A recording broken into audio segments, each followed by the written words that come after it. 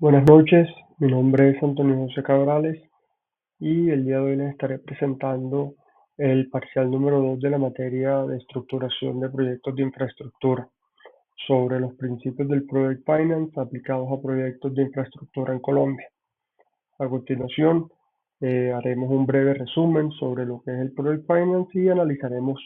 un caso de aplicación del mismo en un proyecto vial de cuarta generación en Colombia. Empecemos hablando un poco sobre lo que es el Project Finance. Básicamente el Project Finance es una metodología de financiación de proyectos a gran escala basado en sus flujos de caja futuros, lo que significa que puede ser aplicado en proyectos financieramente autosostenibles a largo plazo. Este método cuenta con unas características propias que lo diferencian de otros mecanismos de financiación, como lo son, en primer lugar, la creación de una sociedad de propósito especial o bien llamada SPV por sus siglas en inglés, la cual funciona como una sociedad o una persona jurídica independiente a las empresas matrices o sponsors que la conforman. De esta manera, el acreedor de la deuda sustenta la deuda en el balance del proyecto, es decir, en los activos y en los flujos de caja futuro del mismo, y no en el balance o en el patrimonio de las empresas desarrolladoras que conforman el consorcio. Generalmente se consideran altos apalancamientos para la ejecución de los proyectos, logrando obtener relaciones de deuda equity bastante altas, generalmente entre un 70% de deuda y un 30% de equity, y logrando llegar hasta un 90% de deuda y 10% de equity. En cuanto a las garantías, en caso de un fracaso financiero, solo se podrá hacer reclamo sobre los activos del proyecto sin afectar el patrimonio o los activos de quienes conforman el consorcio. Básicamente, esta metodología se utiliza en proyectos de alta complejidad que utilizan altos apalancamientos de deuda y por ende pues cuentan también con altos costos financieros al no tener activos tangibles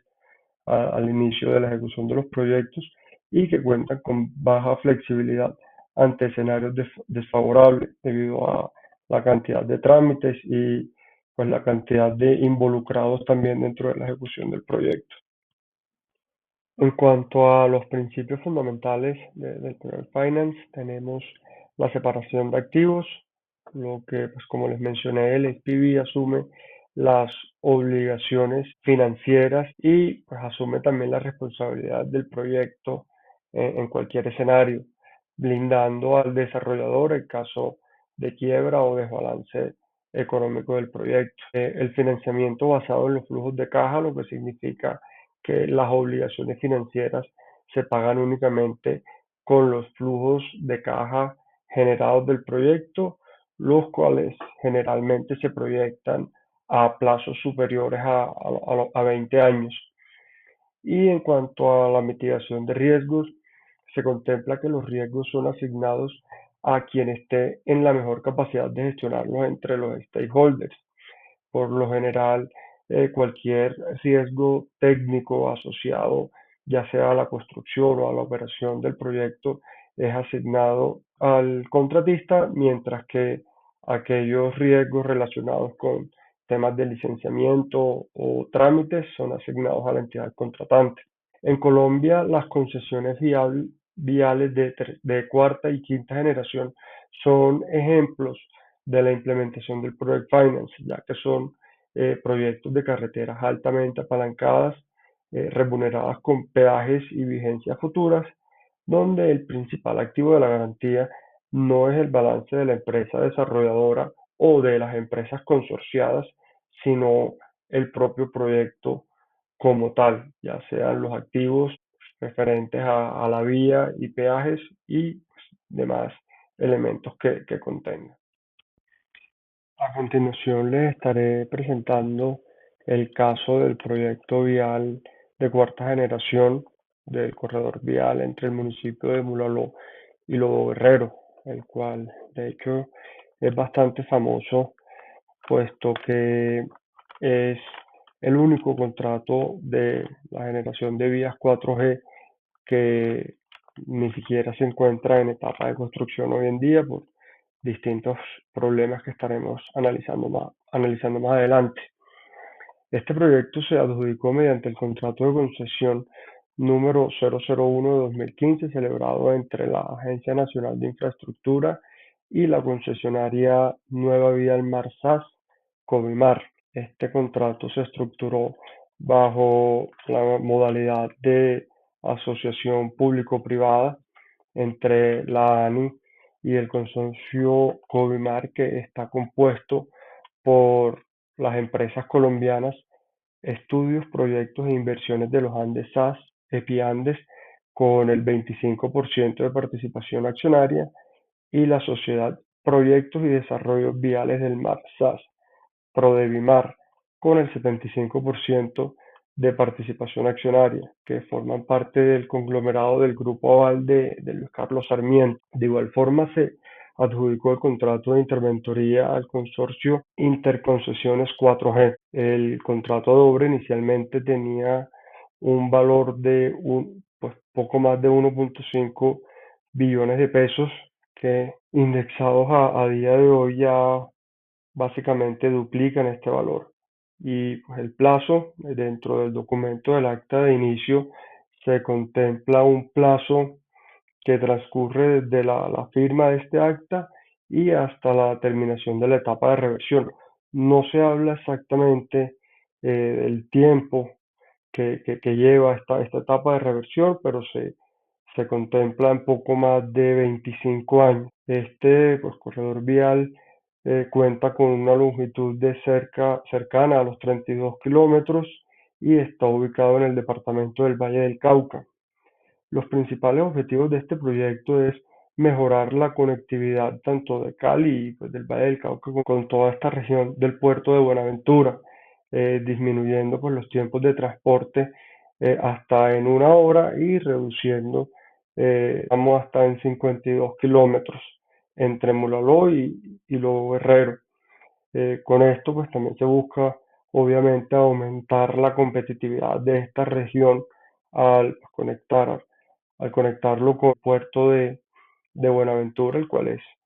el más grande o uno de los más grandes del país. Se busca de igual forma reducir la accidentalidad del corredor mediante la disminución de la distancia recorrida y la mejora de especificaciones técnicas de la vía. Con esto se busca beneficiar alrededor de 2.5 millones de habitantes de la zona de influencia de alrededor de 20.000 kilómetros cuadrados. Aquí podemos observar los aspectos más relevantes del proyecto. Cuenta con una longitud total de 31.8 kilómetros en total. Cuenta con distintos puentes vehiculares y peatonales, 47 puentes vehiculares en total y 4 peatonales, una totalidad de 5 túneles vehiculares, algunos de ellos bastante extensos,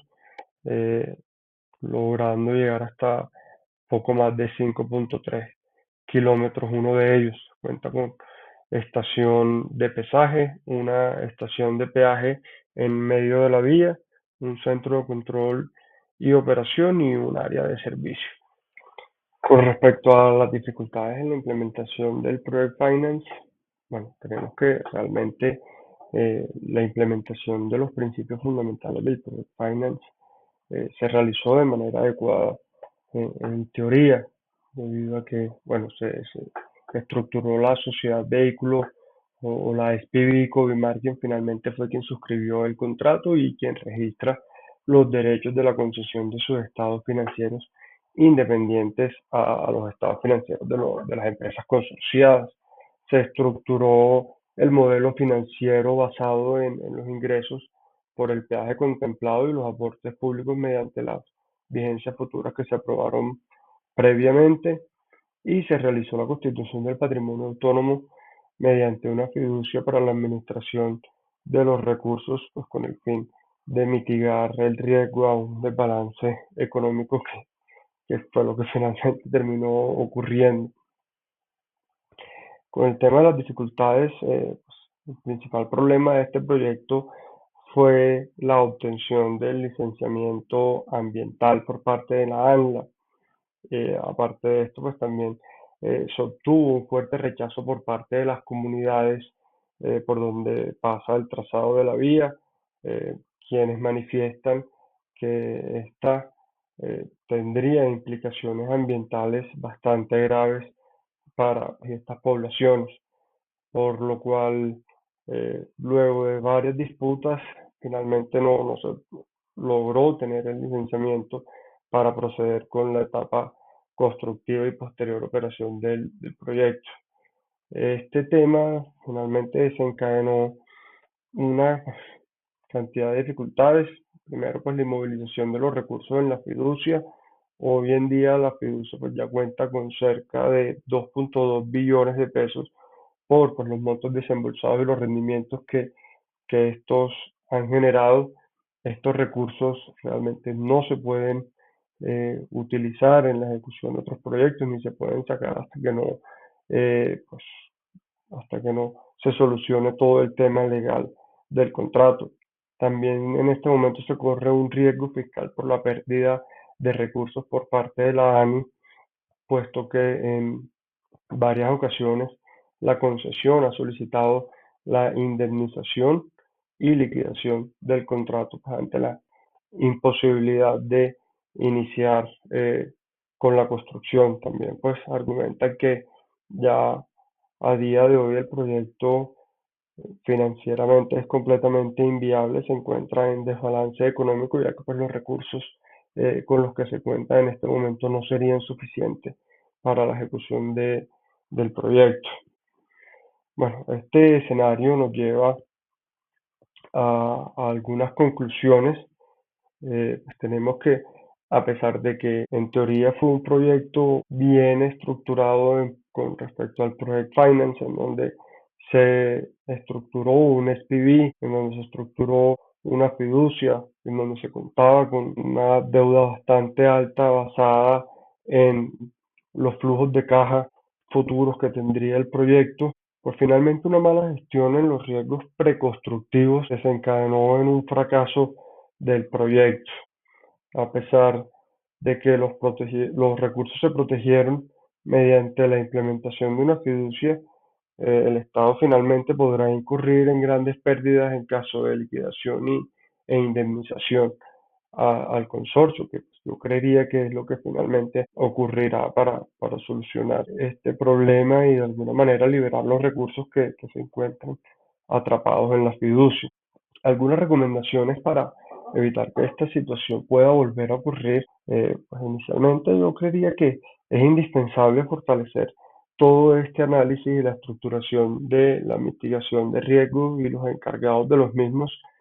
en la etapa preconstructiva. Algunas medidas indispensables serían incluir cláusulas de obtención de licenciamiento, permisos o por lo menos realizar un análisis de alternativas para la adjudicación del contrato. En caso de que no se cuente con alguna licencia, permiso que sean claves, tener otras alternativas, no quedarse casados en la primera opción de realizar este corredor vial, sino pues presentar qué otros trazados se podrían realizar y cómo podrían manejar esta situación. De igual forma deben haber medidas de determinación y compensaciones claras para escalar a los tribunales arbitrales, que fue lo que ocurrió en este caso. Realmente estos trámites son bastante tediosos y bastante extensos, pues esta es una disputa legal que lleva ya 10 años y finalmente, aparte del consorcio, los grandes afectados con toda esta situación, pues somos todos los colombianos. Y pues por último también contemplar cláusulas flexibles ante un desequilibrio económico del contrato. Debe haber alguna manera en que ante un desequilibrio económico, pues fácilmente demostrable, el contratista eh, tenga una vía de salida del mismo. Finalmente, les presento las referencias de donde obtuve toda la información del proyecto de Mula Lolo Herrero presentado. Muchísimas gracias, esto sería todo. Feliz noche.